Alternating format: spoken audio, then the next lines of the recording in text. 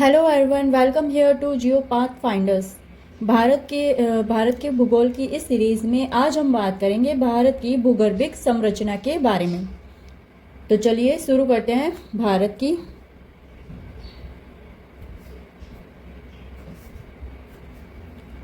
भूगर्भिक संरचना। आज का जो टॉपिक है वो है भारत की भूगर्भिक संरचना। सबसे पहले मैं बता दूं कि जो भारत में भूगर्भिक संरचना है 4 समूह में बांटा गया है। ये जो भारत की भूगर्भिक संरचना है इसको हम 4 समूह में बांट के पढ़ेंगे। इसे 4 समूह में बांटा गया है। कौन कौन से वो समूह हैं? पहला जो समूह है वो है आर्कियन समूह। आर्कियन समूह। पुराण समूह दूसरा जो समूह है वो है पुराण समूह। तीसरा समूह है द्रविड़ समूह। द्रविड़ समूह।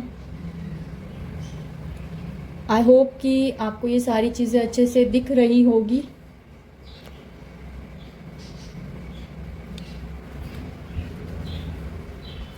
पहला जो समूह है आर्कियन समूह। दूसरा जो हमारा समूह है वो है पुराण समूह। तीसरा समूह है द्रविड़ समूह और चौथा और लास्ट जो समूह है वो है आर्यन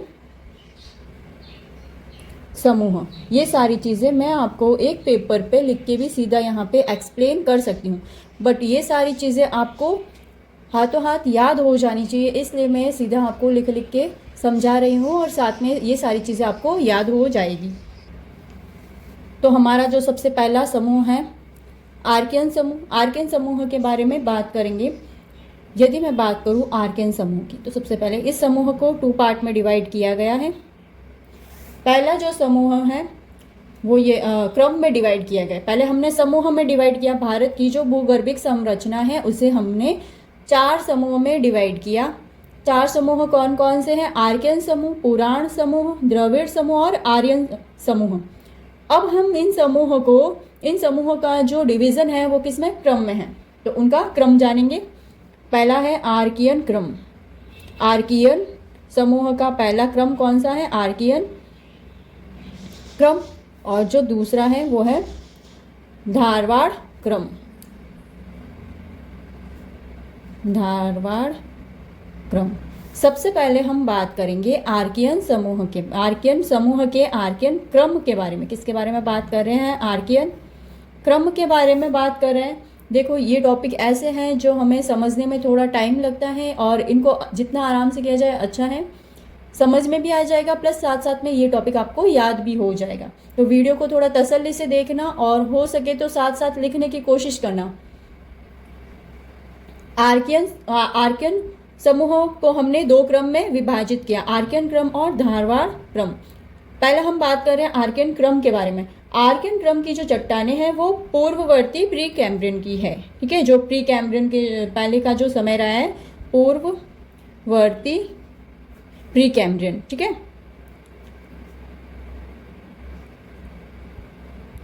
प्री कैम्ब्रियन। साथ साथ में लिखते रहना। हैंडराइटिंग समझ में नहीं आई तो साथ साथ में लिखोगे। अपनी हैंडराइटिंग में लिखा हुआ आपको इजीली समझ में भी आएगा और रिवीजन करने में दिक्कत भी नहीं होगी। आर्कियन क्रम की जो चट्टानें पूर्ववर्ती प्री कैम्ब्रियन की है और इन चट्टानों का जो निर्माण हुआ है वो गर्म गलित पदार्थों के शीतलीकरण से भारत की सबसे पुरानी चट्टानें आर्कियन क्रम चट्टानें बनी। यानी जो गर्म गलित पदार्थ था वो ठंडा हुआ और भारत की सबसे पुरानी आर्कियन क्रम की चट्टानें बनी। और इन चट्टानों में कौन कौन सी चट्टानें पाई जाती हैं? तो इसके कुछ जो चट्टानें पाई जाती है ग्रेनाइट, नीस और सिस्ट। ये चट्टानें हैं जो आर्कियन क्रम में पाई जाती है। इनमें ज़्यादा थ्योरी पढ़ने की ज़रूरत है नहीं और जहाँ से क्वेश्चन आते हैं सीधे वही पॉइंट्स देख लेने चाहिए। सबसे पहले आर्कियन समूह को 2 क्रम में डिवाइड किया, आर्कियन क्रम और धारवाड़ क्रम। निर्माण की अगर बात करें इनके जो किस कालक्रम में आर्कियन क्रम का निर्माण हो? पूर्ववर्ती प्री कैम्ब्रियन। और कौन सी चट्टानें पाई जाती है? ग्रेनाइट, नीस और सिस्ट चट्टानें पाई जाती है। आगे हम और सबसे जो इम्पोर्टेंट बात है कि ये चट्टानें बनी कैसे हैं, तो जो गर्म गलित पदार्थ थे उनके ठंडे होने से भारत में सबसे पुरानी आर्कियन क्रम की चट्टानों का निर्माण हुआ। ये लाइन आपको ये लाइन जो है वो आपको नोट करनी है। यह भारत की प्राचीनतम संरचना है। अब बात करें कि भारत में कहाँ पे आर्कियन क्रम की चट्टानें पाई जाती हैं, कौन कौन से इसके भागों में फैली हुई है। सबसे पहले बात करें बुंदेलखंड नीस। बुंदेलखंड नीस भारत का जब फिजिकल मैप देखोगे उसमें आपको बुंदेलखंड मिलेगा। और दूसरा जो है, यह जो बुंदेलखंड नीस है वो प्रायद्वीपीय भारत का जो ऊपरी पार्ट है वहाँ पे आपको ये क्षेत्र मिलेगा। बंगाल नीस, बंगाल नीस, ठीक है। और इसमें कौन कौन से, पश्चिम बंगाल, बिहार और उड़ीसा वाला क्षेत्र आता है। नीलगिरी नीस, नीलगिरी नीस, इसमें नीलगिरी पलनी और शेवराय की जो पहाड़ियाँ हैं वो समूह नीलगिरी नीस में आता है, ठीक है। एक बार फिर से मैं आपको इसके बारे में बता दूंगी। देखो इतने से में ही आपको पूरा आर्कियन समूह समझ में आ गया है, ठीक है। वैसे इसकी थ्योरी बहुत लंबी चौड़ी होती है, जो एग्जाम ओरिएंटेड है वो यही चीज़ें हैं। सबसे पहले आर्कियन समूहों को 2 क्रम में डिवाइड किया गया है, आर्कियन क्रम और धारवाड़ क्रम। अब इसके निर्माण की अगर बात करें, पूर्ववर्ती प्री कैम्ब्रियन में निर्माण हुआ। कौन कौन सी चट्टानें इसमें पाई जाती है, ग्रेनाइट नीस और शिष्ट चट्टानें पाई जाती है। भारत में बुंदेलखंड नीस, बंगाल नीस और नीलगिरी नीस क्षेत्रों में ये आर्कियन क्रम की चट्टानें फैली हुई हैं। अब हम बात करेंगे, जो हमारा क्रम है वो है धारवाड़ क्रम। धारवाड़ क्रम की बात करेंगे। इसका जो टाइम है वो है ऊपरी प्री कैम्ब्रियन, ठीक है। ऊपरी जो प्री कैम्ब्रियन का समय था वो धारवाड़ क्रम की चट्टानों का था। आर्कियन क्रम की चट्टानों पर जब अपक्षय अपरदन की क्रिया से भारत की प्रथम अवसादी चट्टानों के रूप में परिवर्तित हुई और जो वर्तमान में कायांतरित रूप में बदल चुकी है। इनका निर्माण कैसे हुआ, गर्म गलित पदार्थों के शीतलीकरण से। और जब यही चट्टानें आर्कियन क्रम की चट्टानें जब अपक्षय अपरदन की क्रिया से अवसादी चट्टानों में बदल गई तो उन्हें क्या कहा गया, धारवाड़ चट्टानें, ठीक है। और वर्तमान में ये कायांतरित रूप में जानी जाती है। कायांतरण की प्रक्रिया अधिक होने से इन चट्टानों में जीवाश्म नहीं पाए जाते हैं। पहली बात ये नोट कर लेना कि इन चट्टानों में जीवाश्म नहीं पाए जाते हैं। कौन सी चट्टानों में, धारवाड़ क्रम की चट्टानों में। और इनमें कुछ मुख्य चट्टानें हैं, जैसे क्वार्टरजाइट, सिस्ट और संगमरमर, स्लेट, क्लोराइड, ग्रेनुलाइट, कांग्लोमरेट, ठीक है। ये जो चट्टानें हैं वो कौन से क्रम में पाई जाती हैं, धारवाड़ क्रम में ये चट्टानें पाई जाती हैं, ठीक है। अगर भारत में धारवाड़ क्रम की चट्टानों की अगर बात करूं तो जो कर्नाटक का क्षेत्र है, धारवाड़ और बेल्लारी क्षेत्र, वहाँ पे धारवाड़ क्रम की चट्टानें पाई जाती हैं। इसके अलावा नागपुर, जबलपुर का जो क्षेत्र है एमपी में, वहाँ पे पाई जाती है। रीवा, हजारीबाग झारखंड में। अरावली उत्पत्ति जो है इसी समय में हुई थी और गुजरात, राजस्थान, हरियाणा, दिल्ली तक ये चट्टानें फैली हुई है। विशाखापट्टनम की जो कुदेराई श्रेणी आंध्र प्रदेश में, वो भी धारवाड़ क्रम चट्टानों की है। शिलांग मेघालय में। और इसके अलावा लद्दाख, जास्कर, स्पीति की निचली घाटियों में जो चट्टानें पाई जाती है वो भी धारवाड़ क्रम समूह की है, ठीक है।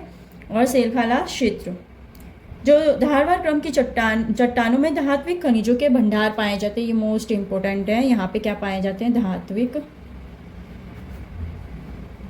खनिजों के भंडार, ठीक है। तो ये हमने बात कर ली है और जो भी मैंने आपको क्षेत्र बताए हैं भारत के, वो आप लोगों को नोट कर लेना है। फिर से मैं आपको भारत के धारवाड़ क्रम की चट्टानों के क्षेत्र बता रही हूँ जो आपको नोट करने हैं।